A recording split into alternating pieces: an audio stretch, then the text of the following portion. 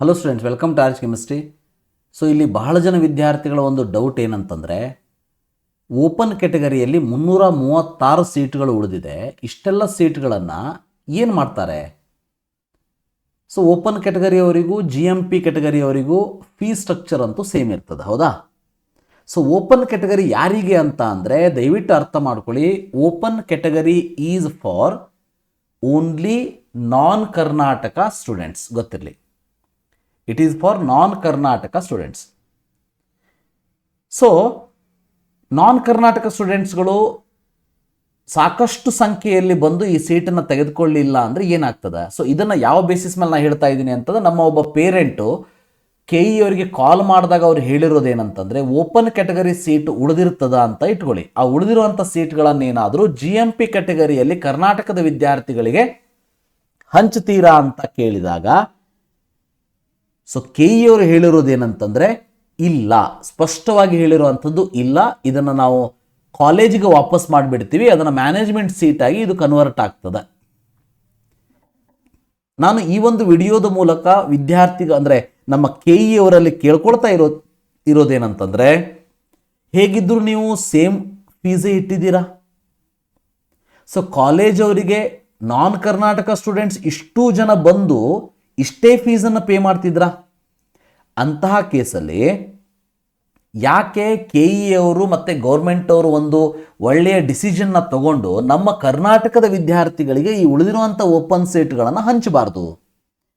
ಇದರಿಂದ ಕರ್ನಾಟಕದ ವಿದ್ಯಾರ್ಥಿಗಳಿಗೆ ಲಾಭ ಆಗ್ತದೆ, ಕಾಲೇಜ್ ಅವರಿಗೆ ಲಾಸ್ ಆಗೋದಿಲ್ಲ. ಯಾಕಂತಂದರೆ ನೀವು ನೋಡ್ಬೋದು, ಕಾಲೇಜಿನಲ್ಲಿ ನೀವು ಈ ಅದರ್ಸ್ ಕ್ಯಾಟಗರಿ, ಮ್ಯಾನೇಜ್ಮೆಂಟ್ ಕ್ಯಾಟಗರಿ ಸೀಟ್ಗಳು ಏನಿದೆ ಅದನ್ನು ಕೂಡ ನಾನು ನಿಮಗೆ ಇಲ್ಲಿ ತೋರಿಸ್ತೀನಿ. ಮ್ಯಾನೇಜ್ಮೆಂಟ್ ಕ್ಯಾಟಗರಿ ಸೀಟ್ಗಳೇ ಇಷ್ಟೊಂದು ಉಳಿದಿರ್ತದೆ ಆಲ್ರೆಡಿ, ಹೌದಾ? ನೋಡಿ, ಇಲ್ಲಿ ಮ್ಯಾನೇಜ್ಮೆಂಟ್ ಕ್ಯಾಟಗರಿಯ ಸೀಟುಗಳೇ 159 ಸೀಟ್ಗಳು ಉಳಿದಿದೆ. ಅದರಲ್ಲೂ NRI ಸೀಟ್ಗಳನ್ನು ಉಳಿದಿರುವಂಥದ್ದನ್ನು ಮ್ಯಾನೇಜ್ಮೆಂಟ್ ಕನ್ವರ್ಟ್ ಮಾಡ್ತಾರೆ, ಅದು 670 ಇದೆ.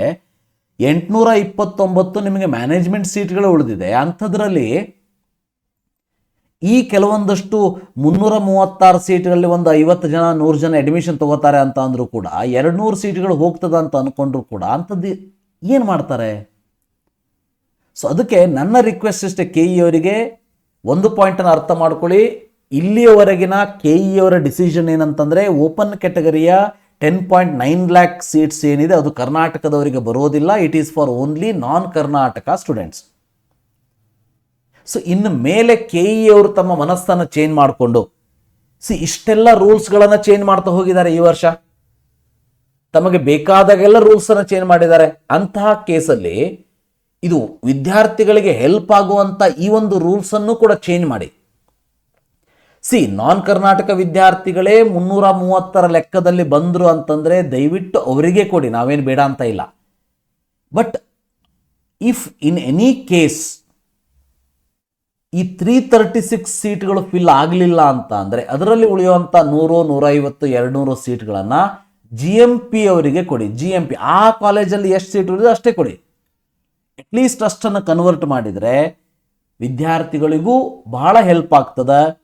ಅದರ ಜೊತೆಗೆ ನಮ್ಮ KE ಅಥವಾ ನಮ್ಮ ಮ್ಯಾನೇಜ್ಮೆಂಟ್ದವರಿಗೂ ಸೀಟ್ ಫಿಲ್ ಆಗ್ತದೆ, ಅವರಿಗೂ ಕೂಡ ಲಾಸ್ ಆಗೋದಿಲ್ಲ. ನಾನು ಕೇಳ್ಕೊಳ್ತಾ ಇರೋದಿಷ್ಟೇ, ನನ್ನ ರಿಕ್ವೆಸ್ಟ್ ಇಷ್ಟೇ, ಆದಷ್ಟು ಈ ಒಂದು ವಿಡಿಯೋ KE ಅವರಿಗೆ ತಲುಪುವ ಹಾಗೆ ಮಾಡಿ.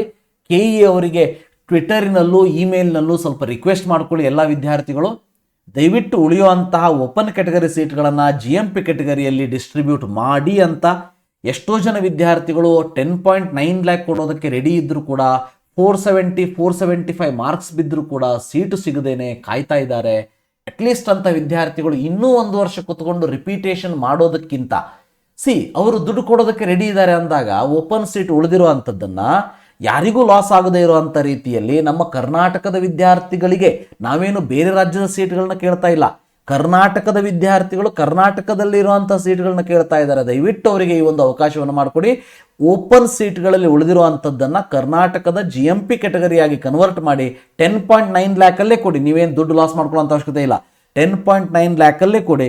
ಬಟ್ ಇದನ್ನು ಕರ್ನಾಟಕದ ವಿದ್ಯಾರ್ಥಿಗಳಿಗೆ ಆದಷ್ಟು ಕೊಡೋದಕ್ಕೆ ಪ್ರಯತ್ನ ಮಾಡಿ ಅಂತ ರಿಕ್ವೆಸ್ಟ್ ಮಾಡ್ತಾ ಈ ಒಂದು ವಿಡಿಯೋವನ್ನು ಇಲ್ಲೇ ಮುಗಿಸ್ತೀನಿ. Thank you, have a nice day.